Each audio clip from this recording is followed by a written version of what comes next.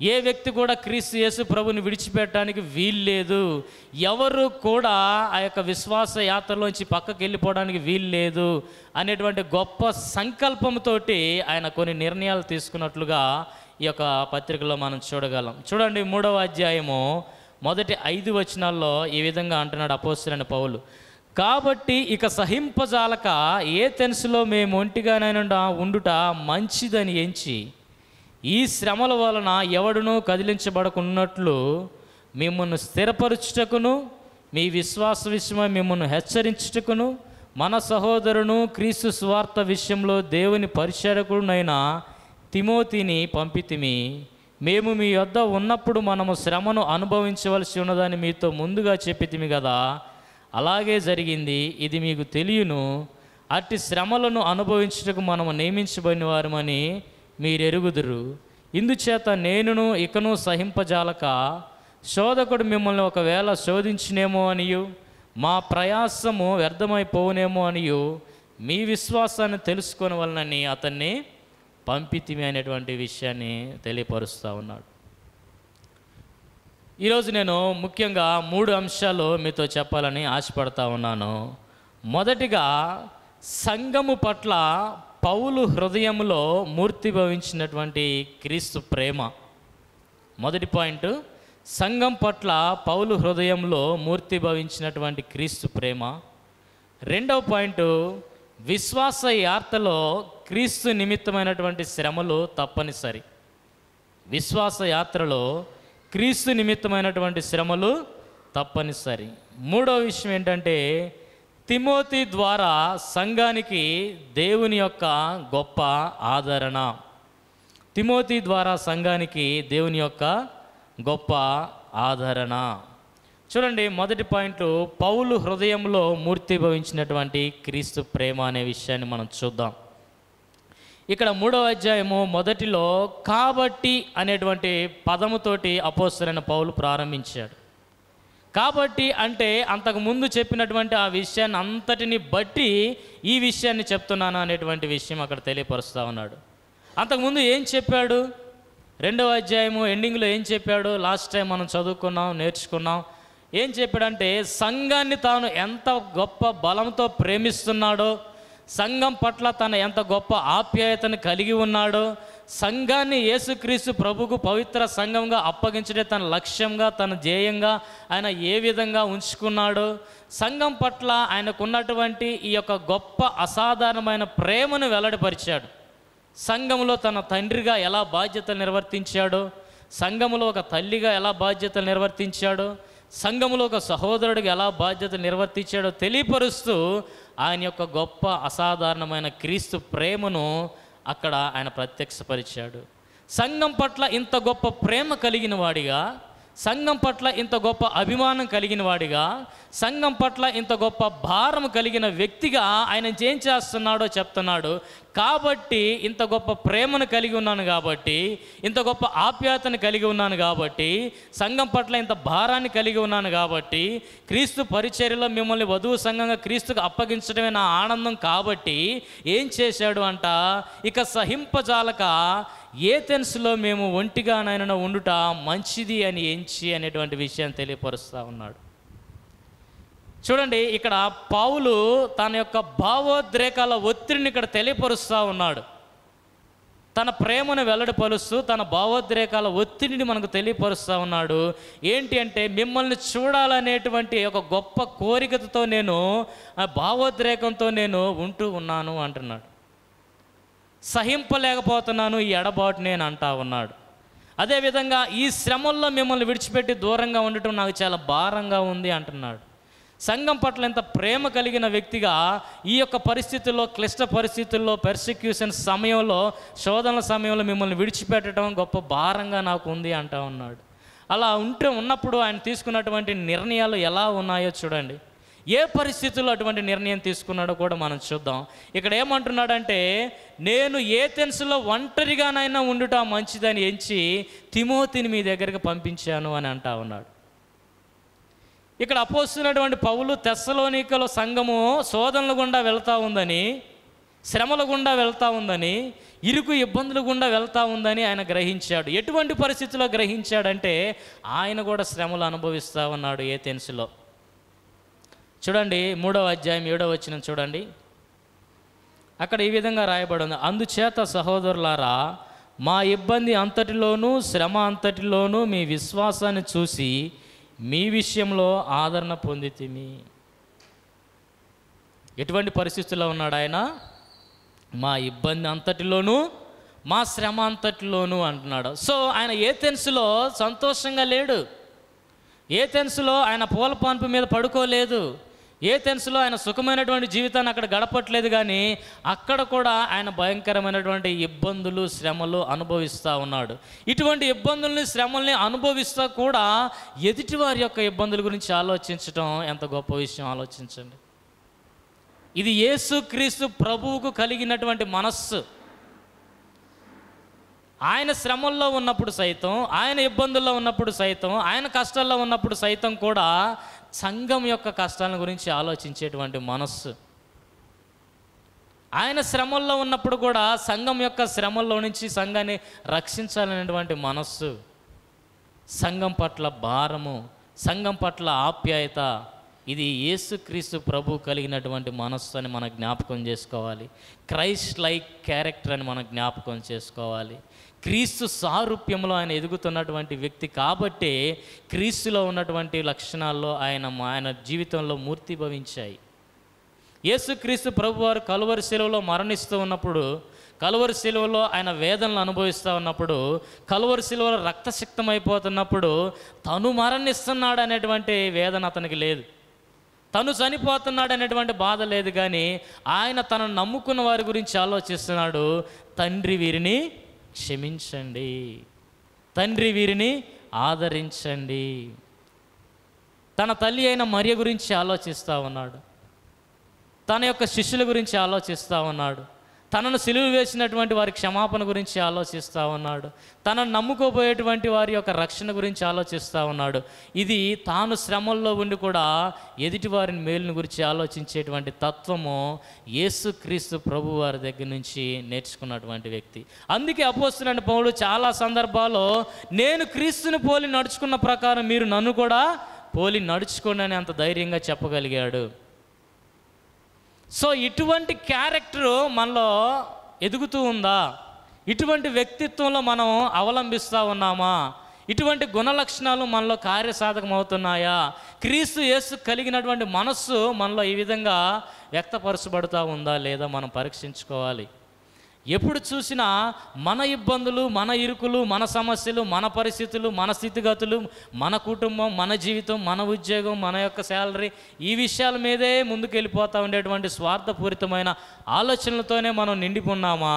నా సంఘ సహవాసము, నా సంఘ సభ్యులు, నా సహోదరులు, వారిని శ్రమల్లోంచి బయటకు తీసుకుని రావాలి, వారు శ్రమల్లో నుంచి, ఇబ్బందుల్లో నుంచి, విశ్వాసం నుంచి తొలిపోకూడదు, వారి కోసం ప్రార్థన చేయాలి, వారిని నేను ఎంకరేజ్ చేయాలి, వారిని నేను క్రీస్తు యేసు విశ్వాసనందులో వాళ్ళని స్థిరపరచాలి అనేటువంటి భారము పౌలు కలిగినట్లు మనలో కలుగుతుందా?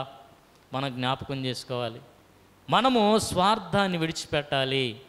ఇక్కడ అపోస్తలుడైనటువంటి పౌలు తను కలిగినటువంటి ఇబ్బందుల్లో, తన కలిగినటువంటి శ్రమల్లో కూడా ఎదుటివారి శ్రమలు, తన సంఘమును గురించినటువంటి శ్రమల గురించి ఆలోచిస్తూ ఉన్నాడు. కాబట్టి ఇది యేసుక్రీస్తు ప్రేమను ఆయన వెల్లడిపరుస్తున్నట్లుగా అక్కడ మనం చూస్తూ ఉన్నాం. ఈ ప్రేమ భావోద్రేకాల మీద ఆధారపడినటువంటి సెంటిమెంటల్ లవ్ కాదు. ఈరోజు ఉండి రేపు పోయి ఎమోషనల్గా చెప్పేటువంటి ప్రేమ కాదు, ఎమోషనల్గా వ్యక్తపరిచేటువంటి ప్రేమ కాదు. ఇది నిస్వార్థమైనటువంటి యేసుక్రీస్తు ప్రేమకు నిదర్శనం అనేటువంటి జ్ఞాపకం చేసుకోవాలి. ఒక భక్తుడు ఈ విధంగా అన్నాడు, ఒక నమ్మకమైనటువంటి ఫెయిత్ఫుల్ పాస్టర్ యొక్క హృదయము నా కీర్తి, నా విజయాలు, నా జీవితం అనే దాని మీద అనేటువంటి స్వార్థపూరితమైన ఆలోచనలతో నిండి ఉండదు, కానీ తన సంఘం యొక్క ఆత్మీయ స్థితి మీద నిండి ఉంటుంది అనేటువంటి విషయాన్ని జ్ఞాపకం చేస్తూ ఉన్నాడు. ఒక నమ్మకమైనటువంటి పాస్టర్ యొక్క హృదయం దేనితో నిండి ఉంటుందంట? నా కీర్తి, నా ప్రతిష్ట, నా ఉద్యోగము, నా విజయాలు అనే వాటితో నిండి ఉండదు, కానీ నా సంఘము యొక్క ఆత్మీయ పరిస్థితి ఎలా ఉంది, నా సంఘం యొక్క ఆత్మీయ ఎదుగుదల ఎలా ఉంది, నా సంఘము శోధనలో ఉందా, శ్రమల్లో ఉందా, నా సంఘములో ఏమైనా ఇబ్బందులు ఇరుకులు ఉన్నాయా, నా సంఘాన్ని నేను బలపరుస్తూ ఉన్నాను లేదా అని సంఘం యొక్క ఆత్మీయ స్థితిని గురించి ఆలోచనలతో నిండి ఉంటుందంట.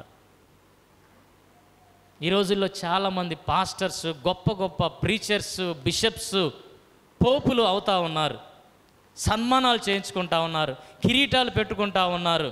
కానీ వారి సంఘం యొక్క ఆత్మీయ స్థితి ఆ విధంగా ఉందా?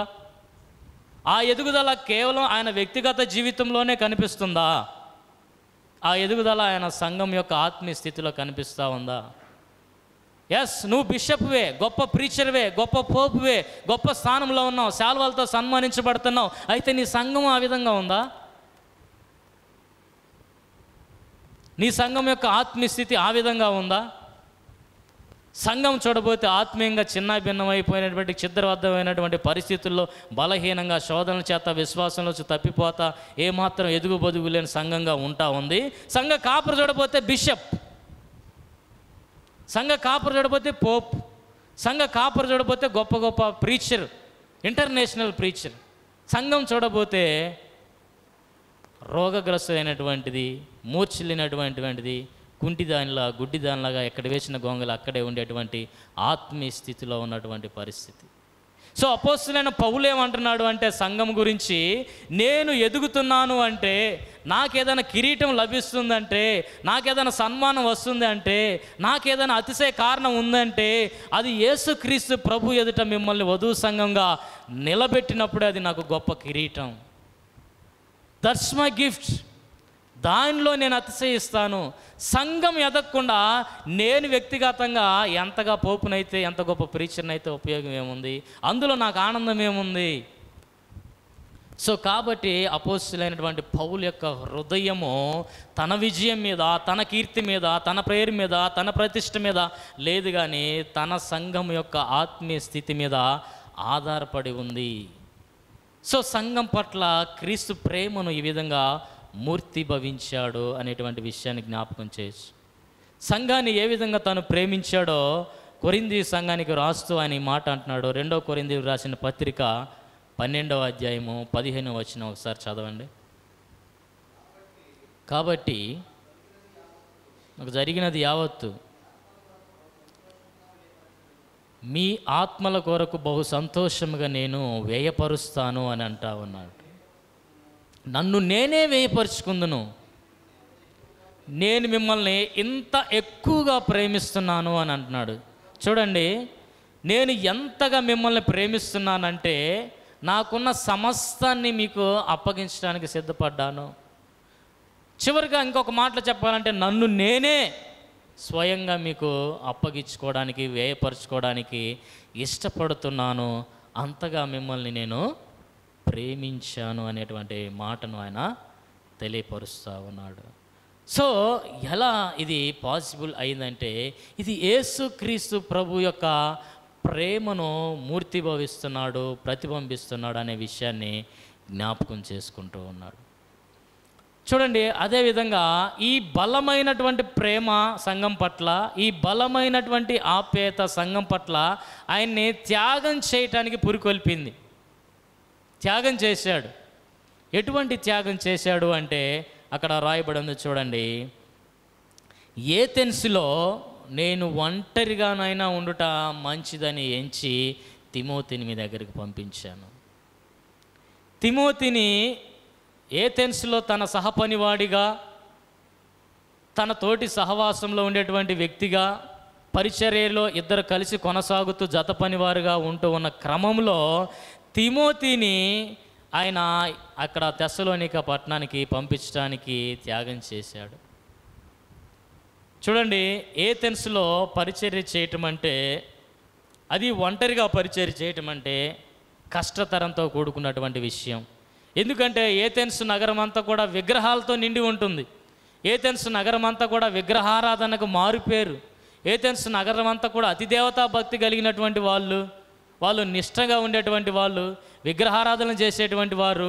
అలాంటి క్లిష్ట పరిస్థితుల మధ్య, అలాంటి సమస్యాత్మకమైనటువంటి పరిస్థితుల మధ్య ఒంటరిగా పరిచర్య చేయటం అనేది కొంత కష్టతరంతో కూడుకొని ఉంటుంది.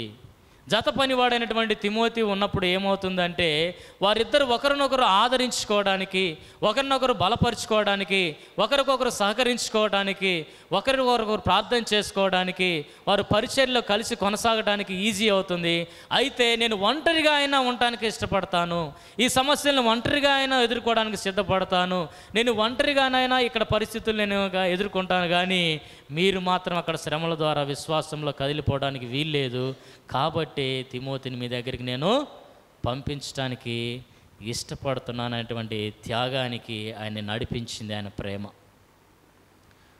జాన్ మెకార్థ్ అనేటువంటి భక్తుడు ఏమంటాడు అంటే, ఎదుటివారి అవసరాలను తీర్చడానికి ఒక నిబద్ధతతో కూడినటువంటి ఒక నిర్ణయము, నిస్వార్థంతో తీసుకున్నటువంటి ఒక నిర్ణయము ఆ వ్యక్తుల పట్ల మనం నిజమైనటువంటి ప్రేమ కలిగి ఉన్నామంటానికి ఒక నిదర్శనము. నిస్వార్థమైనటువంటి నిబద్ధతతో తీసుకున్నటువంటి ఒక నిర్ణయం ఎదుటివారి అవసరాలను తీర్చడానికి, వారిని మనం నిజంగా ప్రేమిస్తున్నామంటానికి ఒక నిదర్శనం అనేటువంటి విషయాన్ని తెలియపరిచాడు. కాబట్టి అపోస్తలుడైనటువంటి పౌలు నిజముగా ఆ సంఘాన్ని ప్రేమిస్తున్నాడు అనడానికి నిదర్శనం అంటే ఆయన తను త్యాగం చేయడానికి ఇష్టపడ్డాడు. తిమోతిని అక్కడికి పంపించడానికి కూడా ఇష్టపడ్డాడు. చూడండి, ఈ యొక్క తిమోతిని ఒక భక్తుడు ఏమన్నాడంటే, తిమోతిని ఏథెన్సులో నుంచి తెస్సలోనికకి పంపించినప్పుడు పౌలు ఏథెన్సులో కొంత వెల చెల్లించాల్సి ఉంటుంది. వెల చెల్లించడం అంటే డబ్బులు కాదు, వచ్చేటువంటి శ్రమలు ఒక్కడే ఎదుర్కోవాల్సి వస్తుంది, వచ్చేటువంటి ఇబ్బందులు ఒక్కడే ఎదుర్కోవాల్సి వస్తుంది. అంటే తిమోతి యొక్క లోటుని తను భరించవలసి వస్తుంది అని అన్నాడు. అయితే ఆ లోటును కూడా భరించడానికి సంఘం కోసం పౌలు ఇష్టపడ్డాడు. ఇందులో త్యాగం ఉంది అనేటువంటి విషయాన్ని జ్ఞాపకం చేసుకోవాలి. అపోస్తలుడైన పౌలు ఏథెన్సులో ఒంటరిగా పరిచర్య చేశాడు. చూడండి, అపోస్తల కార్యాలు 17వ అధ్యాయం మనం గమనిస్తే 17వ అధ్యాయంలో అపోస్తల కార్యాలు 17వ అధ్యాయంలో 14వ వచనంలో చూస్తే, వెంటనే సహోదరులు పౌలును సముద్రం వరకు వెళ్ళమని పంపిరి. అయితే శీలయు తిమోతియు అక్కడే నిలిచిపోయిరి. పౌలును సాగనంప వెళ్ళిన వారు అతన్ని ఏథెన్స్ పట్టణం వరకు తోడుకొని వచ్చి శీలయు తిమోతియు సాధ్యమైనంత శీఘ్రముగా అతని యొద్దకు రావాలని ఆజ్ఞ పొంది బయలుదేరారు. ఇక్కడ బెరయాలో యేసుక్రీస్తు ప్రభు యొక్క సువార్తను బోధించినందుకు కొందరు యూదులు ఈ యొక్క పౌలు మీద మరలా దాడి చేశారు. పౌలును చంపాలని మరలా ప్రయత్నం చేశారు. అప్పుడు సహోదరులు ఏం చేశారంటే పౌలుని ఏథెన్స్ పట్టణానికి తరలించారు. శీల తిమోతి మాత్రము అక్కడే ఉండిపోయారు. అప్పుడు పౌలు ఏమన్నాడంటే, వీలంత తొందరగా ఆ యొక్క తిమోతిని శీలని నా దగ్గరికి శీఘ్రముగా పంపించండి అనేటువంటి ఆజ్ఞ అక్కడ చెప్పాడు. అంటే ఏంటి, ఏథెన్స్లో ఇతను ఒంటరిగానే ఉండిపోయాడు అనేటువంటి విషయాన్ని తెలియపరుస్తూ ఉన్నాడు.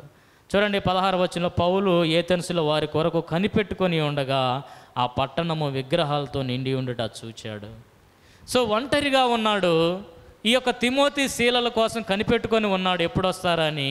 ఆయన నడుస్తూ గమనిస్తూ ఉన్నప్పుడు ఆ పట్టణం అంతా కూడా విగ్రహాలతో నిండిపోయి ఉందని జ్ఞాపకం చేసుకుంటున్నాడు. అదేవిధంగా అపోస్తల కార్యము 18వ అధ్యాయం 5వ వచనం చూడండి. శీలయు తిమోతియు మాసిదోనియా నుండి వచ్చినప్పుడు పౌలు వాక్యం బోధించుటయందును ఆతృత గలవాడై యేసే క్రీస్తుని యూదులకు దృఢముగా సాక్ష్యమిస్తూ ఉన్నాడు. ఈ శీలయు తిమోతి ఎక్కడి నుంచి వచ్చారు? మాసిదోనియా నుంచి వచ్చారు. అప్పటి వరకు ఈయన ఒంటరిగా పరిచర్య చేస్తూ ఉన్నట్లు మనం జ్ఞాపకం చేసుకోవచ్చు. సో ఈ బెరయాలో నుంచి ఏథెన్స్కి పౌలు ఒక్కడే వచ్చాడు. కొంతకాలానికి శీలలో తిమోతిని శీఘ్రంగా పంపించమని ఆజ్ఞ ఇచ్చి పంపించాడు. అదేవిధంగా వాళ్ళు మరలా వచ్చారు. వచ్చిన కొద్ది కాలానికే తెస్సలోనిక సంఘములో ఈ విధంగా ఇబ్బందులు ఎదురవుతున్నాయి, తెస్సలోనిక సంఘం ఈ విధంగా శ్రమల గుండా వెళుతుంది, తెస్సలోనిక సంఘాన్ని అనేక మంది యూదులు ఇబ్బంది పెడతా ఉన్నారు, ఈ సంఘం వాళ్ళు చెలించి విశ్వాసం నుంచి వైదొలిగిపోయే ప్రమాదం ఉంది అని ఈ యొక్క పౌలుకు తెలియవచ్చినప్పుడు పౌలు యొక్క హృదయం చెలించింది. కాబట్టి వీళ్ళకి తోడుగా ఉన్నటువంటి ఈ తిమోతిని నువ్వు మరలా వెళ్ళిపో, తెస్సలోనికకి వెళ్ళిపో, అక్కడ శిష్యుల్ని బలపరచు, ఇక్కడ నేను ఒంటరిగా ఉండటానికైనా కానీ సిద్ధపడతాను అనేటువంటి త్యాగాన్ని చేసినట్లుగా అక్కడ కనిపిస్తూ ఉంది. చూడండి, మనలో ఇటువంటి త్యాగపూరితమైనటువంటి గుణలక్షణాలు మనలో ఉంటున్నాయా? ఇక ఆయన యొక్క కంఫర్టబిలిటీ గురించి ఆయన ఆలోచించుకోలేదు అపోస్తలుడైన పౌలు. ఇక నా కంఫర్టబిలిటీ కాదు, సంఘము ఇబ్బందుల్లో ఉంది, సంఘము శ్రమల గుండా వెళ్తుంది, సంఘం విశ్వాసం నుంచి తప్పిపోయే ప్రమాదం ఉంది, శోధకుడు ఇంకా శోధిస్తాడేమో, మన ప్రయాస వ్యర్థమైపోతుందేమో, క్రీస్తు సువార్తను బోధించి వచ్చాం, వాళ్ళు అప్పుడే దేవుని నమ్ముకొని ఉన్నారు, మన శ్రమంతా వృధా అయిపోతుంది, క్రీస్తు పరిచర్యలో మన నమ్మకమైన వారుగా ఎంచబడము, ఎలాగైనా భారం కలిగి నువ్వు వెళ్ళిపో, అక్కడ నేను ఇక్కడ ఇబ్బందులు ఎదుర్కోవడానికి కూడా నేను సిద్ధమే, ఒంటరిగా ఉండటానికైనా సిద్ధమైనటువంటి త్యాగంతో కూడినటువంటి నిర్ణయాన్ని అక్కడ తీసుకున్నాడు. ఎందుకు ఈ త్యాగం సాధ్యమైందంటే ఆయన నిజంగా వారిని ప్రేమిస్తున్నాడు కాబట్టి. సో అందుకని ఆయన తిమోతిని అక్కడికి పంపించడం అనేటువంటి జరిగింది.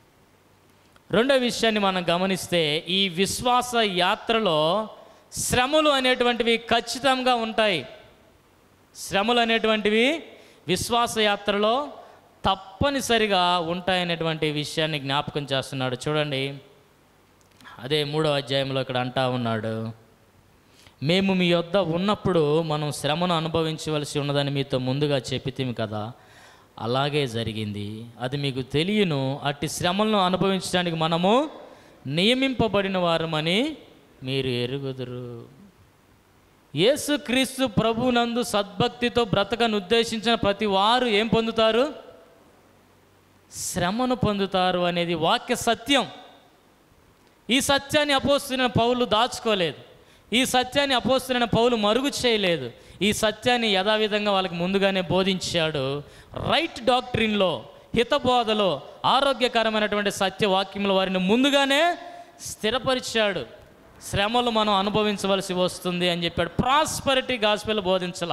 ప్రాస్పరిటీ గాస్పెల్ అంటే తెలుసు కదా, ఎటువంటి శ్రమలు మీకు రావు, ఎటువంటి ఇబ్బందులు మీకు రావు, యేసు ప్రభువుని నమ్ముకుంటే, యేసు ప్రభువుని నమ్ముకుంటే ఎటువంటి సమస్యలున్నా అవి తీరిపోతాయి అనేటువంటి బోధ ప్రాస్పరిటీ గాస్పెల్. ఇది యేసు ప్రభు వారు బోధించినటువంటి బోధ, ఇది అపోస్తలులు వేయినటువంటి పునాది, యేసుక్రీస్తు ప్రభు వారు చెప్పనటువంటి మాటలు, క్రీస్తుకు విరోధమైనటువంటి వాక్యం ఇది. క్రీస్తు దగ్గరికి వస్తే ఎటువంటి శ్రమలు ఉండవు అనేది అబద్ధపు బోధ. పౌలు ముందుగానే వాళ్ళకి డిక్లేర్ చేశాడు, క్రీస్తు యేసునందు సద్భక్తితో బ్రతక ఉద్దేశించినప్పుడు అపోజిషన్ ఉంటుంది, శ్రమలు ఉంటాయి, ఇబ్బందులు ఉంటాయి, ఇరుకులు ఉంటాయని మేము మీతో ముందుగానే చెప్పాం కదా, ఇప్పుడు అదే జరిగింది అనేటువంటి విషయాన్ని వారికి గుర్తు చేస్తూ ఉన్నాడు. యేసుక్రీస్తు ప్రభు వారు కూడా ఆయన ముందుగానే హెచ్చరించాడు. నా నిమిత్తము, మత్తయి సువార్త 5వ అధ్యాయంలో ఈ విధంగా అంటున్నాడు, నా నిమిత్తము హింస అయినను బాధ అయినను అనుభవించిన ఎడలవాడు ధన్యుడు అని అంటున్నాడు. సో ఆయన ఏమంటున్నాడు? నా నిమిత్తం మీకు హింసలు బాధలు వస్తాయని డిక్లేర్ చేస్తున్నాడు. అదేవిధంగా మత్తయి సువార్త 13వ అధ్యాయంలో 1 నుంచి 23 వచనంలో ఒక ఉపమానం చెప్తున్నాడు యేసు ప్రభువారు. అదేంటంటే ద పారబుల్ ఆఫ్ సాయిల్స్, విత్తు అని ఉపమానం అంటారు. ఆ ఉపమానంలో ఏం జరుగుతూ ఉంటుందంటే, ఆ దేవుని వాక్యము అనేటువంటి ఆ విత్తనాన్ని ఎదగనీయకుండా అణిచివేయటానికి కొన్ని శ్రమలు వస్తాయి, ఐహిక విచారాలు వస్తాయి. అవి ఏం చేస్తాయి అంటే ఆ వాక్యమైనటువంటి విత్తనం విశ్వాస యొక్క హృదయంలో ఎదగనీయకుండా అణిచివేసేటువంటి ప్రమాదం ఉంది అని ఖచ్చితంగా యేసు ప్రభు వారు డిక్లేర్ చేసి చెప్తా ఉన్నాడు. సో అపోస్తలుడైన పౌలు ఏం అనుకుంటున్నాడంటే, ఈ శ్రమలు వారిని అణిచివేయొచ్చేమో, ఈ శ్రమలు వారిని ఇబ్బందులు గురి చేయొచ్చేమో, ఈ శ్రమలు వారి యొక్క విశ్వాసాన్ని అణిచివేసి విశ్వాసం నుంచి తప్పిపోయేలా చేస్తాయేమో, ఇది దేవుని చెప్పినటువంటి సత్యము. ఈ శ్రమలు చాలా భయంకరమైనటువంటి, శోధకుడు మరింతగా శోధించి వారిని తప్పిపోయేలా చేయొచ్చేమో అని చెప్పేసి వారిని పంపించడం జరిగింది తిమోతిని. సో ఏమంటే విశ్వాస జీవితంలో క్రీస్తు నిమిత్తమైన శ్రమలు తప్పనిసరిగా ఉంటాయనేది వాక్య సత్యమా కాదా? మన యొక్క క్రైస్తవ విశ్వాసానికి గుర్తేంటి? సిలువ. సిలువ మన క్రైస్తవ విశ్వాసంలో ఒక గుర్తుగా ఉంటా ఉంది. సిలువనా లేకపోతే పూల పాన్పా మన గుర్తు? సిలువ.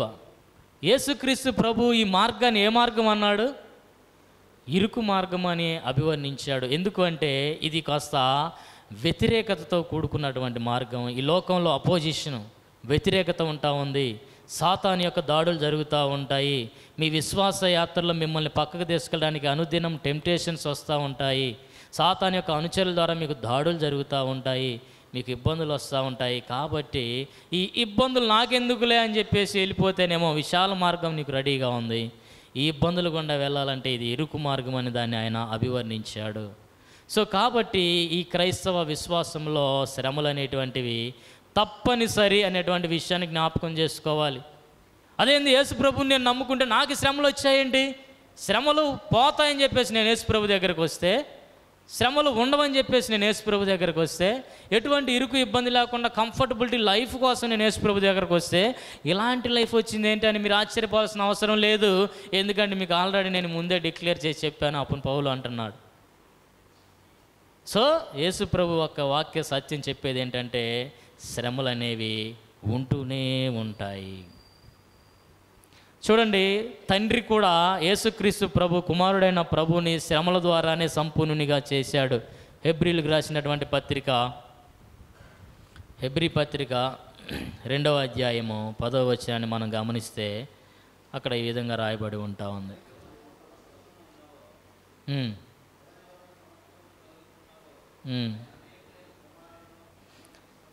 ఆయన అనేకులైన కుమారుల్ని మహిమకు తెస్తూ ఉండగా వారి రక్షణకర్తను శ్రమల ద్వారా సంపూర్ణునిగా చేయుట ఆయనకి తగును. యేసు క్రీస్తు ప్రభువుని కూడా, అంటే మన రక్షణకర్త అయినటువంటి క్రీస్తు ప్రభువుని శ్రమల ద్వారా సంపూర్ణునిగా చేయుట తండ్రికి తగును అనేటువంటి విషయం అక్కడ రాయబడింది. అదే హెబ్రీ పత్రిక 5వ అధ్యాయము 8వ వచనంలో చూస్తే అక్కడ ఈ విధంగా రాయబడి ఉంటా ఉంది. ఆయన కుమారుడై ఉండి తాను పొందిన శ్రమల వలన విధేయత నేర్చుకొనెను. కుమారుడై ఉండి కూడా శ్రమల ద్వారా ఒబీడియన్స్, విధేయతను నేర్చుకున్నాడు యేసు ప్రభువారు. మన యజమానుడైనటువంటి యేసుక్రీస్తు ప్రభు శ్రమల ద్వారా సంపూర్ణుడిగా నిర్ధారించబడ్డాడు, శ్రమల ద్వారా విధేయతను నేర్చుకున్నాడు. ఆయన శిష్యులైనటువంటి మనం కూడా అదే మార్గంలో వెళ్ళవలసినటువంటి వారం. యేసు ప్రభువారు ఏమన్నాడంటే, దాసుడు యజమానుడి కన్నా గొప్పవాడేమీ కాదు. నేనే ఈ మార్గం గుండా వెళ్ళినప్పుడు, నేనే ఈ మార్గం గుండా విధేయత నేర్చుకున్నప్పుడు, నేనే ఈ మార్గం శ్రమల మార్గం గుండా నేను సంపూర్ణుడిగా అయినప్పుడు మీరు కూడా ఇదే మార్గంలో రావాల్సినటువంటి వారై ఉన్నారు అనేటువంటి విషయాన్ని జ్ఞాపకం చేస్తూ ఉన్నాడు. సో ప్రభువారు మనల్ని శ్రమల ద్వారా సంపూర్ణునిగా చేయటం అనే ఒక ఉద్దేశమై ఉన్నది.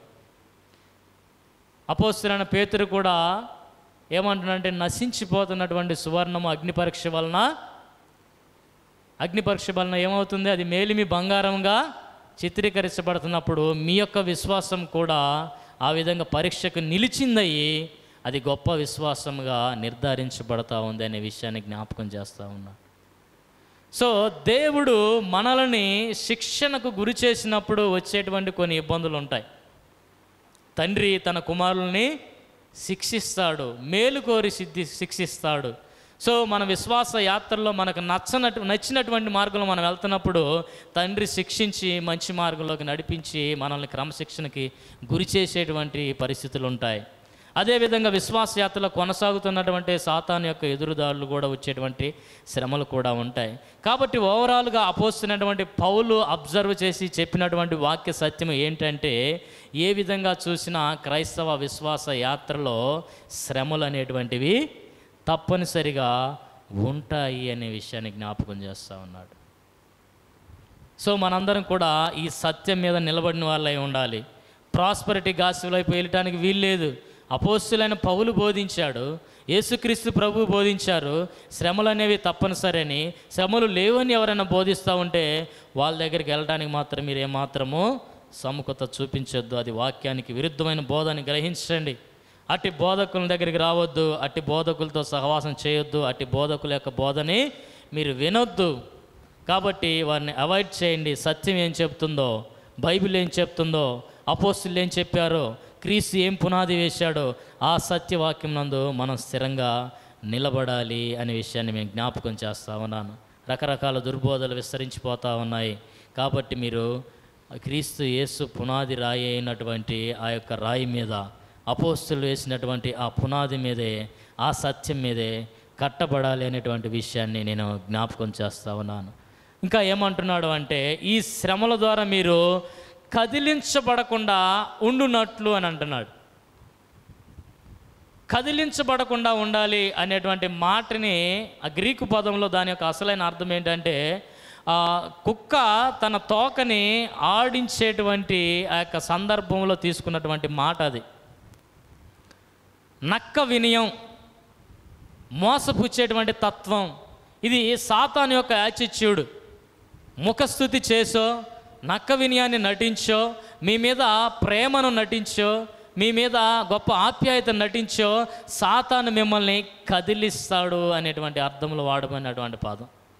శ్రమల్లో ఉన్నప్పుడు, మరి ముఖ్యంగా శ్రమల్లో ఉన్నప్పుడు మనల్ని ఓదార్చేటువంటి వేషం వేసుకొని వస్తాడు సాతానుడు. అయ్యో ఇలా జరిగిందా, నీకు చెప్పాను కదా ముందే, ఈ మార్గం అసలు అనవసరం, దీన్ని నువ్వు నమ్మి ఇటు ఎందుకు వచ్చావు, అనవసరంగా శ్రమలను కొని తెచ్చుకున్నావు కదా, ఈ మార్గంలోకి వెళ్ళి ప్రయత్నం చేయి.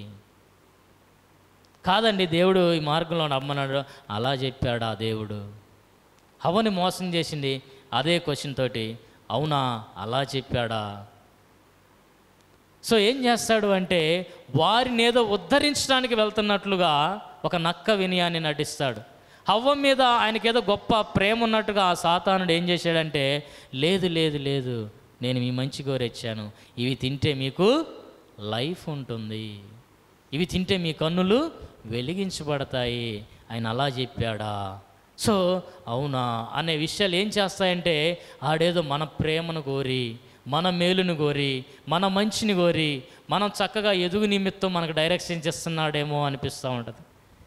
శ్రమల్లో ఉన్నప్పుడు సాతాను కూడా ఈ నక్క వినయాన్ని, ఈ జిత్తులు మారినట్టు తెలివితేటల్ని, ఈ వెలుగుదూత వేషాలను వేసుకొని వచ్చి కదిలించే ప్రయత్నం చేస్తాడు. చాలామంది మన ఎగ్జాంపుల్ చూస్తే మన చిన్నపిల్లలు బాగా ఏడుస్తూ ఉన్నప్పుడు ప్రార్థన చేస్తే మనం తగ్గిపోద్దని ప్రయత్నం చేస్తూ ఉంటాం. కానీ కొందరు వచ్చి ప్రార్థన చేస్తే అక్కడికి వెళ్ళి ఫలానా ఆమె ఉంటుంది, ఆమె చేత యంత్రం వేసుకో, సాయంత్రానికి వెళ్ళి ఎందుకు తగ్గుదో నేను చూస్తాను. సో ఏంటి అంటే మన మీద ప్రేమతో వచ్చినట్లుగా క్రీస్తు యొక్క డైరెక్షన్లో నుంచి మనల్ని వెంట్రుక వాసిలో నుంచి పక్కకు తప్పించిపోయేటువంటి మార్గాన్ని ఈ నక్క వినయం నటించేటువంటి సాతాను వాడు కదిలిస్తాడు. శ్రమల్లో ఉన్నప్పుడు వాడు టెంప్ట్ చేస్తాడు. మీరు శ్రమల్లో ఉన్నప్పుడు మీ శ్రమల్ని వాడు ఆయుధంగా తీసుకొని, మీ శ్రమల్ని వాడు ఒక బలంగా తీసుకొని మిమ్మల్ని క్రీస్తులోంచి పక్కకి కదిలించకుండా ఉండునట్లు మిమ్మల్ని రైట్ డాక్ట్రిన్లో, సత్యవాక్యంలో స్థిరపరచడానికి, ప్రోత్సహించడానికి తిమోతిని దగ్గరికి పంపిస్తున్నాను అనేటువంటి విషయాన్ని అపోస్తలుడైన పౌలు తెలియపరుస్తూ ఉన్నారు. సో మనం ఏం చేయాలి అంటే ఆ యొక్క సాతానుడి యొక్క నక్క వినయాలు, తెలివితేటల్ని మన శ్రమల్లో ఉన్నప్పుడు మనం వినకూడదు. క్రీస్తు మనకు ఏర్పాటు చేసినటువంటి ఆ మార్గంలోంచి వైదొలగకూడదు. ఎందుకు వైదొలగకూడదు అంటే వాడు మనల్ని నాశనానికి నడిపిస్తాడు. మన శ్రమలే వాడు ఆయుధం, మన ఏడుపులే వాడికి దీవెనలు. ఏడుస్తున్నాడు, భలే టైంలో దొరికాడు, బలహీనంగా ఉన్నప్పుడు వీడి నొక్కి ఏ పాయింట్లో నొక్కి ఈయన పక్క తీసుకెళ్ళొచ్చో చూస్తూ ఉంటాడు. చూడండి అపవాది పేతురు ఎలా అభివర్ణించాడంటే సాతాన్ని, వాడు గర్జించే సింహం లాంటి వాడు, బాగా ఆకలితో ఉన్నాడు, ఎవడు దొరుకుతాడా, జాన్సన్ సార్ దొరుకుతాడా మింగుదాం, నిరీక్షణ రావు గారు దొరుకుతారా మింగుదాం, శ్రీనివాస్ గారు దొరుకుతారా, పరిమళ గారు దొరుకుతారా, ఎవరు దొరుకుతారు, ఏ పాయింట్లో దొరుకుతారు, ఎక్కడ వీళ్ళని రైట్ డాక్టర్లోంచి పక్క తీసుకెళ్ళొచ్చు, వీళ్ళ యొక్క వీక్ పాయింట్ ఏంటి, నక్క వినయం ఏ విధంగా వేయాలి, నేను ఏ ప్లాన్తో వెళ్ళిపోవాలని చెప్పేసి కదిలిస్తూ ఉంటాడు. సో కాబట్టి ఇక్కడ తిమోతిని అపోస్తలుడైనటువంటి పౌలు పంపించాడు అనే విషయాన్ని మనం జ్ఞాపకం చేసుకోవాలి. చూడండి తిమోతిని అపోస్తలుడైనటువంటి పౌలు పంపించినట్లుగా ఇక్కడ రాయబడి ఉంటా ఉంది. ఒక భక్తుడు ఈ విధంగా అన్నాడు, ఒక వ్యక్తి తన జీవితంలో శ్రమలకి సంబంధించినటువంటి సత్యాన్ని సరిగ్గా అర్థం చేసుకోలేకపోతే ఖచ్చితంగా ఆ వ్యక్తి తప్పిపోయేటువంటి ప్రమాదం ఉంది అనే విషయాన్ని జ్ఞాపకం చేసుకోవాలి. ఎందుకు ఈ సమస్యలు వచ్చాయి, దేని కారణంగా ఈ సమస్యలు వచ్చాయి, ఈ సమస్యలను ఎలా పరిష్కరించుకోవాలి, ఈ సమస్యలకు వాక్యం ఏం సమాధానం చెప్తుంది అనే సరైన అవగాహన లేకపోతే, ఆ సమస్యల గురించి సరైనటువంటి డాక్టరీన్ లేకపోతే, సరైనటువంటి సత్యవాక్యం అతని హృదయంలో లేకపోతే సరైన పరిష్కారం అతనికి దొరకదు. ఖచ్చితంగా అతను పప్పులో కాలేసేటువంటి అవకాశము ఖచ్చితంగా ఉంటుంది అనే విషయాన్ని జ్ఞాపకం చేస్తా ఉన్నాడు. కాబట్టి డోంట్ బీ డిసీవ్డ్, మోసపోవద్దు, రాంగ్ డాక్ట్రిన్స్ నమ్మొద్దు, సాతాను జిత్తులు మారి తెలివితేటలు నమ్మొద్దు. ఏ వ్యక్తి చెప్పినా, ఏ బోధకుడు చెప్పినా, ఏ సహోదరుడు చెప్పినా అక్కడ అది జరుగుతుంది, అక్కడ ఇది జరుగుతుంది, ఇక్కడ దీనివల్ల పనులు అవుతాయి, అక్కడ దానివల్ల పనులు అవుతాయని యేసు ప్రభు వాక్యంలోంచి నిన్ను తప్పించాలని ఏ ప్రయత్నాన్ని అయినా కానీ నువ్వు వినొద్దు, వెళ్ళొద్దు, వాక్యంలో స్థిరంగా ఉండాలి అనే విషయాన్ని జ్ఞాపకం చేస్తూ ఉన్నాడు. సో ఈ విధంగా సంఘాన్ని బలపరచడానికి అపోస్తులు తీసుకున్నటువంటి ఒక క్రూషియల్ డెసిషన్, త్యాగపూరితమైనటువంటి డెసిషన్, త్యాగపూరితమైన నిర్ణయం ఏంటి అంటే, నేను ఒంటరిగా ఉన్నా పర్లేదు, నేను ఒక్కనే శ్రమలు అనుభవించినా పర్లేదు, నేను ఈ పెర్సిక్యూషన్స్ ఏథెన్స్లో భరించినా పర్వాలేదు, నా జీవితం ఏమైపోయినా పర్వాలేదు, నేను ఎంత ఇబ్బందులైనా పర్లేదు, చెరసాల వేయబడినా పర్వాలేదు, ఒంటరిగా ఉన్నా పర్వాలేదు, తోడు లేకపోయినా పర్వాలేదు, ఆ సంఘం బలపరచబడాలనేటువంటి విషయానికి తిమోతిని అక్కడికి పంపించడం జరిగింది. తిమోతికి 2 బాధ్యతలను అప్పగించాడు. చూడండి అక్కడ ఏమేమి బాధ్యతలో. 2వ వచనంలో, ఈ శ్రమల వల్ల ఎవడు కదిలించబడకుండా మిమ్మల్ని నెంబర్ 1 స్థిరపరచుటకు, నెంబర్ 2 మిమ్మల్ని హెచ్చరించుటకు తిమోతిని పంపించాడు. 2 ఆఫీసెస్, 2 బాధ్యతల్ని తిమోతికి అప్పగించాడు. మొదటిది మిమ్మల్ని స్థిరపరచుటకు, ఇంగ్లీష్ బైబిల్లో స్ట్రెంగ్తెన్, మిమ్మల్ని బలపరచుటకు అనేటువంటి మాట రాయబడి ఉంది. 2వది హెచ్చరించుటకు, దాని అర్థం ఏంటంటే మిమ్మల్ని ఎంకరేజ్ చేయడానికి, ప్రోత్సహించడానికి అని దాని అర్థం.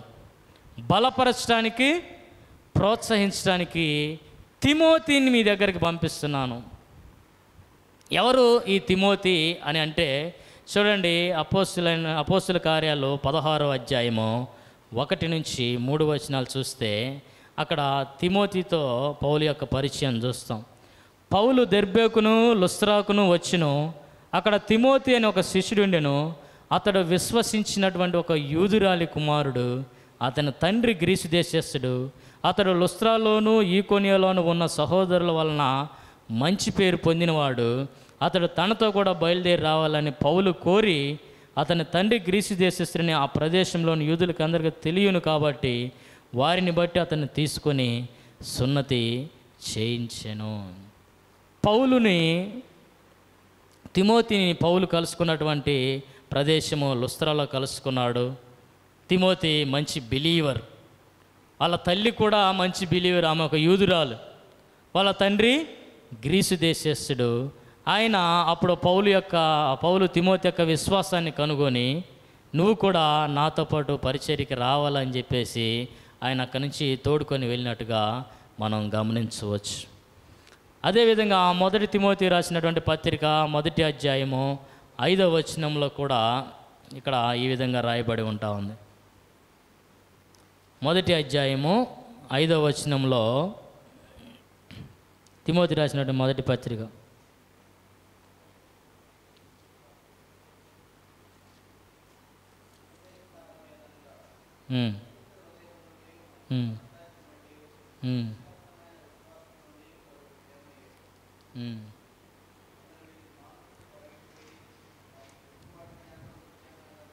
ఓకే చూడండి, వచనం అది కాదు, రాంగ్ రాసుకున్నట్టున్నాను. ఇక్కడ అపోస్తలుడైనటువంటి పౌలు ఈ తిమోతి పత్రికలో వారి యొక్క అవ్వను, యూనికే అనేటువంటి అవ్వను, వాళ్ళ తల్లి అయినటువంటి లోయి అనేటువంటి ఆమెను, వారి విశ్వాసాన్ని కొనియాడతాడు. అదే విశ్వాసము నీలో కూడా తిమోతి కార్యసాధకమయ్యింది అనేటువంటి విషయాన్ని అక్కడ ప్రస్తావిస్తూ ఉన్నాడు. నీ తల్లిలో నేను మంచి విశ్వాసాన్ని కనుగొన్నాను, మీ అవ్వలో నేను గొప్ప విశ్వాసాన్ని కనుగొన్నాను, అదే విశ్వాసము నీలో కూడా కార్యసాధకం అయ్యిందని తిమోతి యొక్క విశ్వాసాన్ని ఆయన ప్రశంసిస్తూ ఉన్నటువంటి సందర్భాన్ని మనం అక్కడ చూడవచ్చు తిమోతికి రాసిన 1వ పత్రికలో. కాబట్టి ఈ తిమోతి ఒక మంచి విశ్వాసి, వారి పేరెంట్స్ కూడా మంచి విశ్వాసులు, వాళ్ళ బామ్మ అదేవిధంగా వాళ్ళ అమ్మకు కూడా అని అపోస్తలుడైన పౌలు యొక్క మాటల్లో మనం వింటూ ఉన్నాము. కాబట్టి ఈ తెస్సలోనికి రాసినటువంటి పత్రికలో ఇక్కడ ఏమంటున్నాడు అంటే, ఈ తిమోతిని ఏమంటున్నాడంటే, దేవునితో యొక్క పరిచారకుని అయినటువంటి తిమోతిని మీ దగ్గరికి పంపిస్తున్నాను అనే మాటను ఉపయోగించడం జరిగింది. చూడండి అక్కడ 3వ అధ్యాయంలో, మిమ్మల్ని హెచ్చరించుటకు, సహోదరుడు క్రీస్తు సువార్త విషయంలో దేవుని పరిచారకుడైన తిమోతిని పంపించాను అంటున్నాడు. తిమోతిని ఏమని సంబోధిస్తూ ఉన్నాడు? దేవుని యొక్క పరిచారకుడు అని అంటా ఉన్నాడు. దేవుని తోటి సహపనివాడు అని దాని అర్థం. ఇంగ్లీష్లో గాడ్స్ కోవర్కర్ అని ఉంటుంది. దేవుని యొక్క సహపనివాడైనటువంటి తిమోతిని నీ దగ్గరికి పంపిస్తున్నాను అంటున్నాడు. దేవునితో కలిసి పని చేయటం అనేటువంటిది ఒక గొప్ప గంభీరమైనటువంటి సత్యం.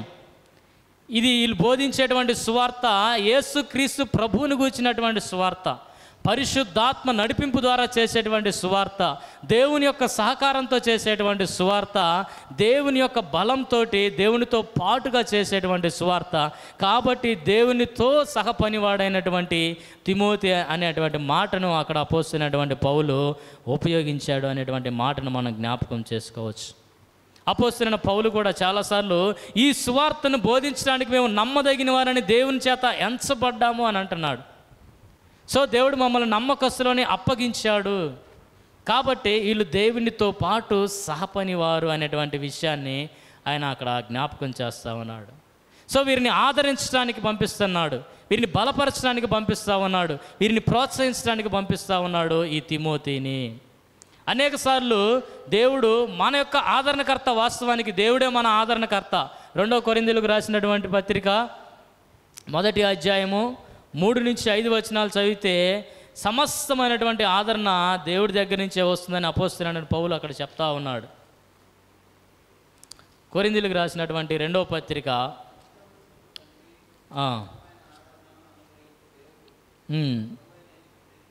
ప్రభు అయిన యేసుక్రీస్తు తండ్రినైన దేవుడు స్తుతింపబడునుగాక అని అంటున్నాడు.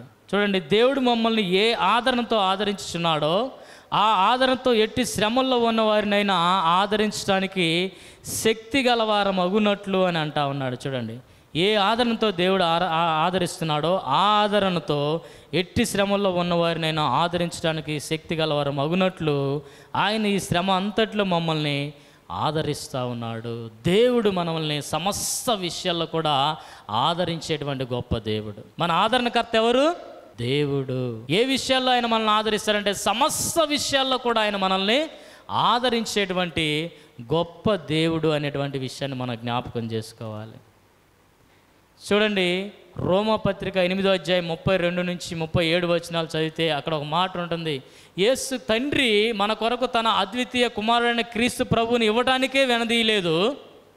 అలాంటిది మనకి మిగతా అనేకమైనటువంటి అవసరాలు ఎందుకు ఇవ్వడు? ఖచ్చితంగా తీరుస్తాడు. కేవలం యేసుక్రీస్తు ప్రభు సువార్త ఒక వ్యక్తిని కేవలం రక్షించి విడిచిపెట్టలేదు, కానీ ఆ రక్షణలో కొనసాగడానికి అవసరమైనటువంటి ఈవులన్నింటినీ కూడా మనకు సమకూరుస్తాడు. ఆ రక్షణలో ఎదురయ్యేటువంటి సమస్యలు కూడా, ఆ విశ్వాసయాత్రలో ఎదురయ్యేటువంటి శోధనలో కూడా మనల్ని తప్పించడానికి, మనల్ని బలపరచడానికి, మనలో ఓర్పుని కార్యసాధకం చేయడానికి కూడా ఈ సువార్త ఖచ్చితంగా పనిచేస్తుంది అనేటువంటి కీలక విషయాన్ని మనం జ్ఞాపకం చేసుకోవాలి. దేవుడు కేవలం రక్షించి మనం విడిచిపెట్టలేదు. సువార్త ద్వారా దేవుడు కేవలం మీకు పర్సిక్యూషన్ శోధనలు వస్తాయి, ఇది తప్పనిసరి అని చెప్పి విడిచిపెట్టలేదు, కానీ ఆ శోధనలు గుండా మనం వెళ్తున్నప్పుడు మనల్ని బలపరచడానికి, వాటిని ఎదుర్కొని నిలబడటానికి, వాటిని మనం జయించడానికి, వాటిలో మన ఓర్పుతో కొనసాగటానికి బలాన్ని ఇచ్చేది కూడా సువార్త ద్వారా దేవుడే అనే విషయాన్ని మనం జ్ఞాపకం చేసుకోవాలి. ఈ ఆదరణ, బలము, ధైర్యము, ఓర్పు ఇవన్నీ కూడా దేవుడు తన ప్రియ కుమారుడైన క్రీస్తునే ఇవ్వడానికి వెనదీయలేదు. ఇవన్నీ ఖచ్చితంగా మనకి ఎందుకు ఇవ్వడు అనేటువంటి విషయాన్ని అపోస్తలుడైన పౌలు రోమాపత్రిక 8వ అధ్యాయం 32వ వచనంలో అంటా ఉన్నాడు. సో ఈ తెస్సలోనిక సంఘాన్ని కూడా దేవుడు ఆదరిస్తూ ఉన్నాడు. ఈ తెస్సలోనికల్ని సంఘం కూడా శ్రమల్లో ఉంటున్నప్పుడు ఆదరించడానికి వెళ్ళింది ఎవరు? తిమోతి. కానీ తిమోతిని పంపించింది ఎవరు? దేవుడు అన్న విషయాన్ని జ్ఞాపకం చేసుకోవాలి. గాడ్స్ కోవర్కర్ అంటే దేవుని సహపనివాడు. దేవుని నడిపింపు ద్వారా, దేవుడి ప్రేరేపణ ద్వారా, పరిశుద్ధాత్మ నడిపింపు ద్వారా వాళ్ళని ఆదరించడానికి వెళ్ళింది తిమోతి. దేవుని సహాయంతో వెళ్ళాడు. దేవుడు తన బిడ్డల యొక్క ఆదరణ విషయమై తన బిడ్డల్ని బలపరిచేటువంటి విషయమై, తన బిడ్డల్ని సత్యవాక్యం స్థిరపరిచే విషయంలో తన యొక్క సహపని వారిని, తన యొక్క పరిచారకులను ఉపయోగించుకున్నాననే మాట నమ్మదగింది. అపోస్తలుడైన పౌలు గుడ్డితనంతో ఆ యొక్క దారిలో యేసు ప్రభువుని చూసినప్పుడు, ఆ గుడ్డితనంగా ఉన్నప్పుడు ఆయన కళ్ళుని తెరిపించడానికి, ఆయన సువార్త బోధించడానికి ఎవరిని పంపించాడు? అననీయ అనేటువంటి ఒక వ్యక్తిని పంపించాడు. అదేవిధంగా ఇథియోపియుడైనటువంటి ఒక మినిస్టరు యెషయా గ్రంథాన్ని చదువుతున్నప్పుడు ఆ వాక్య భాగం అతనికి అర్థం కాకపోతే దాని సత్యవాక్యాన్ని విభజించి తేటగా తెలియపరచడానికి పంపించింది ఎవరిని? ఫిలిప్పిని అనేటువంటి విషయాన్ని జ్ఞాపకం చేసుకోవాలి. అదేవిధంగా కొర్నేలి అనేటువంటి ఒక భక్తుడు మంచివాడై నీతి కార్యాలు చేస్తూ ఉన్నప్పుడు తన నీతి ద్వారా ఆయన పరలోక రాజ్యానికి చేరడు, సువార్త ద్వారానే, క్రీస్తు ద్వారానే అనే విషయాన్ని తెలియపరచడానికి ఎవరిని పంపించాడు? దేవుడు పేతురుని పంపించాడు. సో ఇక్కడ తెస్సలోనిక సంఘము ఆదరణ కోసం కరువై, శ్రమల్లో, ఇరుకుల్లో, ఇబ్బందుల్లో, విశ్వాసం నుంచి తొలగిపోయే పరిస్థితిలో ఉన్నప్పుడు వీళ్ళని ఆదరించడానికి తిమోతిని పంపించింది ఎవరు? దేవుడు అనే విషయాన్ని జ్ఞాపకం చేసుకోవాలి. దేవుడు తన పరిచర్యలో తన సంఘాన్ని ఎస్టాబ్లిష్ చేయడానికి, తన సంఘాన్ని బలపరచడానికి, తన సంఘాన్ని స్థిరపరచడానికి, తన సంఘాన్ని ప్రోత్సహించడానికి ఆయన పనివారిని ఉపయోగించుకుంటాడు. కొన్నిసార్లు మన సహోదరులు వస్తారు, కొన్నిసార్లు మన సంఘ కాపరులు వస్తారు, కొన్నిసార్లు మన సంఘం వస్తుంది. ఏవి రూపంలో అయినా దేవుడు ఆయన పరిచారకులను ఉపయోగించుకొని సంఘాన్ని బలపరచడం ఆయన యొక్క ఉద్దేశం అయి ఉంది. సో ఇక్కడ తిమోతిని పంపించాడు 2 విషయాలు తెలియపరచడానికి.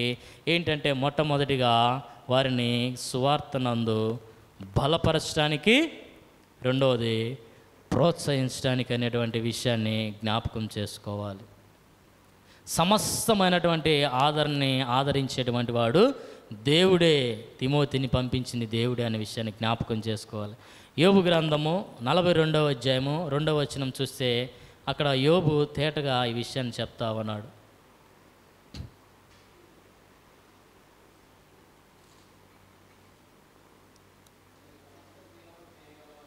నీవు సమస్త క్రియలను చేయగలవనియు, నీవు ఉద్దేశించినది ఏది నిష్ఫలం కానేరదని నేను ఇప్పుడు తెలుసుకున్నాను. దేవుడు సమస్త కార్యాలని చేయగలిగినటువంటి వాడు, సమస్తము తన నియంత్రణలో ఉంచుకున్నటువంటి వాడు, సమస్త ఆదరణను తన బిడ్డల ద్వారా ఆయన అనుగ్రహించేటువంటి దేవుడు. తన ఉద్దేశాలన్నీ కూడా ఏది కూడా నిష్ఫలం కానేరదు అని యోబు ఇక్కడ నేను ఇప్పుడు గ్రహించి ఉన్నాను అని అంటా ఉన్నాడు. కాబట్టి సమస్తమైనటువంటి ఆదరణ మనకు లభించేది దేవుని ద్వారానే. తన పరిచారకుల్ని పంపించడం అనేటువంటిది జరుగుతూ ఉందన్న విషయాన్ని జ్ఞాపకం చేసుకోవాలి. ఈ 2 విషయాలు అపోస్తలుడైనటువంటి పౌలు ఇతనికి అప్పగించిన 2 బాధ్యతలు. నెంబర్ 1 బలపరచుటకు, రెండవది ప్రోత్సహించుటకు. 2 విషయాలు మనం చూద్దాం. బలపరచడానికి దీని అర్థము ఏంటి అంటే, ఏదైనా ఒక దాన్ని ఎస్టాబ్లిష్ చేయడానికి, నిర్మించడానికి దానికి ఒక సపోర్ట్ని ఇవ్వటం అనేటువంటి అర్థంలో కూడుకున్నటువంటిది. ఫర్ ఎగ్జాంపుల్, ఒక మొక్క వంగిపోయి ఉందనుకోండి, దాన్ని మనం స్ట్రైట్గా నిలబడటానికి ఒక సపోర్ట్ ఏమి ఇస్తాం? ఏదైనా ఒక స్టిక్ వేసి దానికి సపోర్ట్ ఇచ్చి దాన్ని స్ట్రైట్గా నిలబెట్టే ప్రయత్నం చేస్తాం. యాక్సిడెంట్లో ఒక ఎముక ఇరిగి పక్కకు జరిగింది అనుకోండి, దాన్ని స్ట్రైట్గా సరైన మార్గంలో ఎలా పెడతామంటే డాక్టరు ఒక రాడ్ వేసి దాన్ని సరైన మార్గంలో పెట్టి దాన్ని బిగించడం చేస్తూ ఉన్నాం. సో అటువంటి అర్థంలో ఉపయోగించబడినటువంటిది ఈ యొక్క పదము. వారిని బలపరచడానికి తిమోతిని పంపించాడనేటువంటి విషయాన్ని తెలియపరుస్తున్నాడు. సో ఒక వ్యక్తి విశ్వాసంలో ఏ విధంగా బలపడతాడు, ఒక విశ్వాసి ఏ విధంగా ఆ యొక్క విశ్వాసంలో స్థిరపడతాడు, మార్గం ఏంటి అని ఆలోచిస్తే ఒక భక్తుడు ఈ విధంగా అన్నాడు, దేవుడు తనను గురించి తాను బయలుపరుచుకున్నటువంటి ఆ విషయాలన్నీ తెలుసుకోవటమే ఒక విశ్వాసంలో బలపడటానికి ఏకైక సాధనం అంటున్నాడు. మన విశ్వాసం మనం బలపరచబడాలంటే ఏం ఉండాలి? మనకి ఒక అవేర్నెస్, వాక్యం పట్ల ఒక అవగాహన ఉండాలి. వాక్యం పట్ల మనకి ఒక గొప్ప నాలెడ్జ్ ఉండాలి. ఆ వాక్యంలో మనం నాటబడిన వాళ్ళం విన్నప్పుడే, ఆ వాక్యం మన హృదయంతో నిండి ఉన్నప్పుడే అప్పుడు మనం సత్యవాక్యంలో విశ్వాసంలో బలపరచబడిన వాళ్ళం అవుతాము. ఈ వాక్య పరిజ్ఞానం మనలో లేదనుకోండి, ఈ సత్యవాక్యంలో మనం స్థిరంగా లేవనుకోండి, ఈ సత్యవాక్యం పట్ల మనకు అవగాహన లేదనుకోండి, మన విశ్వాసంలో బలపడడానికి ఆస్కారమే లేదు. సో ఈ అపోస్తులైనటువంటి పౌలు తిమోతిని పంపించినప్పుడు వీళ్ళని బలపరచడానికి ఆయన ఉపయోగించుకున్న సాధనం ఏంటంటే దేవుని యొక్క సత్యవాక్యము. ఈ సత్యవాక్యాన్ని వారికి తెలియపరచడం ద్వారా, ఈ సత్యవాక్యాన్ని వారికి బోధించడం ద్వారా, ఈ సత్యవాక్యంలో ఉన్న విషయాలన్నీ కూడా వారికి అవగాహన అయ్యేలా చెప్పడం ద్వారా వారి విశ్వాసాన్ని క్రీస్తులో బలంగా స్థిరపరచవచ్చు, వారి విశ్వాసాన్ని బలంగా చేయొచ్చు. కాబట్టి వారి విశ్వాసాన్ని క్రీస్తులో స్థిరంగా ఉంచవచ్చు. కాబట్టి వారికి సత్యవాక్యాన్ని సరిగా విభజించి బోధించడానికి తిమోతి అక్కడికి వెళ్ళటం జరిగింది. చూడండి, అపోస్తలుడైన పౌలు చేసినటువంటి పరిచర్య కూడా ఇదే. 3వ అధ్యాయం 4వ వచనం చదువుకున్నాము. ఆయన సత్యవాక్యాన్ని చెప్పాడు. శ్రమలు ఖచ్చితంగా వస్తాయని ముందే చెప్పాను కదా, అలాగే ఇప్పుడు జరిగింది. అబద్ధం ఏం చెప్పలేదు అపోస్తలుడైన పౌలు. సో దాన్ని వివరించి, ఎక్సర్ట్ చేసి, విభజించి చెప్పి ఆ యొక్క వాక్య సత్యాన్ని వెలికి తీసి చెప్పడం ద్వారా వారిని ఆ విశ్వాసంలో బలపరచవచ్చు. కాబట్టి చూడండి, ఎప్పుడు కూడా దేవుని గురించినటువంటి, వాక్యం గురించినటువంటి సరైన అవగాహన ఎప్పుడు కూడా మనం విశ్వాసంలో బలపరుస్తుంది అనేటువంటి విషయాన్ని మనం జ్ఞాపకం చేసుకోవాలి. ప్రతిరోజు కూడా మనం బైబిల్ చదివే వాళ్ళంగా ఉండాలి. దేవుని వాక్యం ఏం చెబుతుందో అవగాహన చేసుకునే వాళ్ళంగా ఉండాలి. దేవుని వాక్య సత్యాన్ని సరిగా విభజించి దాని యొక్క డాక్ట్రిన్స్ ఏంటో తెలుసుకునే వాళ్ళంగా ఉండాలి. దేవుని యొక్క వాక్య సత్యాలు ఏ విధంగా ఉంటూ ఉన్నాయో వాటి మీద మన యొక్క జీవితాన్ని కట్టుకునే వాళ్ళంగా ఉన్నప్పుడే మన విశ్వాసం క్రీస్తులో బలపరచబడతా ఉంది. లేదంటే ఏం జరుగుతూ ఉంది? వాక్య పరిజ్ఞానం లేదనుకోండి, నీకేం జరుగుతుంది? కల్పించబడిన ప్రతి కల్పనా కథకు కూడా కొట్టుకొని పోయేవారిలాగా మనం వెళ్ళిపోతూ ఉంటాం. వాళ్ళు ఈ విధంగా చెప్పారనుకున్నా, అవునా ఇది నిజం అనుకుంటాను, ఇటు వెళ్ళిపోదు. వాళ్ళు ఈ విధంగా చెప్పారంటే, అవునా ఇది నిజం అని చెప్పేసి ఇటు వెళ్ళిపోతూ ఉంటాం. ఆ సంఘం అలా బోధిస్తుందా, అది నిజమే అని చెప్పేసి ఇటు వెళ్ళిపోతావు. నువ్వు కల్పించిన ప్రతి కల్పనా కథకు నువ్వు తిరుగుతూ ఉన్నావు అంటే నీ విశ్వాసం బలహీనంగా ఉంది. సత్యవాక్యం నందు సరిగ్గా నువ్వు నాటబడలేదు. కాబట్టి బలహీనమైనటువంటి విశ్వాసిగా ఉన్నావని జ్ఞాపకం చేసుకోవాలి. కాబట్టి సత్యవాక్యం నందు వారిని స్థిరపరిచేటట్టుగా అపోస్తున్నటువంటి పౌలు తిమోతిని అక్కడికి పంపించాడు అనే విషయాన్ని జ్ఞాపకం చేసుకోవాలి. రెండవది, ప్రోత్సహించడానికి పంపించాడు. మొట్టమొదటిగా ఆ వాక్యం నందు స్థిరపరిచిన తర్వాత ఆ వాక్యంలో కొనసాగమని చెప్పేసి ప్రోత్సహించటం. చూడండి, ప్రోత్సహించటం, సత్యవాక్యాన్ని వారు స్థిరపరిచిన తర్వాత ఆ వాక్యానుసారంగా ఆలోచించడానికి, ఆ వాక్యానుసారంగా జీవించడానికి, ఆ వాక్యాన్ని తన జీవితానికి అన్వయించుకోవడానికి ప్రోత్సహించటము అనేది జ్ఞాపకం చేసుకోవాలి. యేసుక్రీస్తు ప్రభువారు కూడా పరిశుద్ధాత్మ దేవుణ్ణి ఉద్దేశించి ఆయన అంటున్నాడు, నేను వెళ్ళిపోయిన తర్వాత మీకు ఒక ఆదరణకర్త వస్తాడు. అప్పుడు వాడబడినటువంటి మాట ఏంటి అంటే మిమ్మల్ని ఆదరించేటువంటి వ్యక్తి, ప్రోత్సహించేటువంటి వ్యక్తి అని పరిశుద్ధాత్మ దేవుణ్ణి ఉద్దేశించి అన్నాడు. అదే మాట ఇక్కడ కూడా మిమ్మల్ని ప్రోత్సహించడానికి పంపించాను అని అంటున్నాడు. సో పరిశుద్ధాత్మ దేవుడు మిమ్మల్ని ఎలా సత్యవాక్యాన్ని మిమ్మల్ని బలపరిచి స్థిరపరిచి ఆ వాక్యంలోని సత్యాన్ని వెలికి తీసి మీకు బోధిస్తాడో, ఆ బోధించిన దాని ప్రకారం మిమ్మల్ని జీవించాలని ప్రోత్సహిస్తాడో ఆ విధంగా చేయమని చెప్పేసి ఇక్కడ తిమోతిని కూడా పంపించటము జరిగింది అనే విషయాన్ని జ్ఞాపకం చేసుకోవాలి. కేవలం రైట్ డాక్టరీని మీద ఒక అవగాహన ఉంటే మాత్రమే సరిపోదు. సరే, బైబిల్ చదివాము, సత్య జ్ఞానం మీద ఒక పట్టు మనకు వచ్చింది, ఇది సత్యమని దీన్ని నమ్మాం, అంతటితో అయిపోలా. ఆ వాక్యాన్ని మన జీవితానికి అన్వయించుకోవటమే ఆ వాక్యానుసారంగా నడవడానికి మనల్ని మనం ప్రోత్సహించుకోవటం అవుతుంది. యాకోబు భక్తుడు ఏమంటున్నాడు యాకోబు పత్రికలో, కేవలం మీరు వినేవాళ్ళు మాత్రమై ఉండి మిమ్మల్ని మీరు మోసపుచ్చుకోవద్దు. కేవలం వాక్య సత్యాలని తెలుసుకొని దాని గురించి ఒక అవగాహన పెంపొందించుకోవటం మాత్రమే అయ్యుండి దాన్ని మీ జీవితాలకు అన్వయించుకోకపోతే ఏమవుతుంది? మనల్ని మనమే మోసపుచ్చుకునే వాళ్ళం అవుతాము. కాబట్టి ఈ యొక్క తిమోతికి అప్పగించబడిన బాధ్యత ఏంటంటే, ఈ రైట్ డాక్టరీని మీద వీళ్ళని కట్టాడు కదా, ఈ సత్యవాక్యం మీద వీళ్ళని బలపరిచాడు కదా, ఈ వాక్యంలోనే మీరు కొనసాగండి, ఈ శ్రమల గుండానే మీరు వెళ్ళండి, ఈ శ్రమల ద్వారానే మీరు సంపూర్ణులుగా కాండి, ఈ శ్రమల గుండానే మీరు అత్యధికమైన దేవుడిచ్చే బహుమానాన్ని పొందుకోండి అనేటువంటి విషయంలో ప్రోత్సహిస్తున్నాడు. ఏ మార్గాన్ని అయితే ఆయన స్థిరపరిచాడో ఆ మార్గంలో కొనసాగడానికి కూడా వాళ్ళని ఎంకరేజ్ చేస్తూ ఉన్నాడని జ్ఞాపకం చేసుకోవాలి. తరచుగా అపోస్తలుడైన పౌలు కూడా చేసేటువంటి పరిచర్య ఇదే. అపోస్తల కార్యాలు 14వ అధ్యాయము 21 నుంచి 22 వచనాలు చూస్తే అక్కడ ఈ విధంగా రాయబడి ఉంటుంది. అపోస్తుల కార్యాలు 14వ అధ్యాయము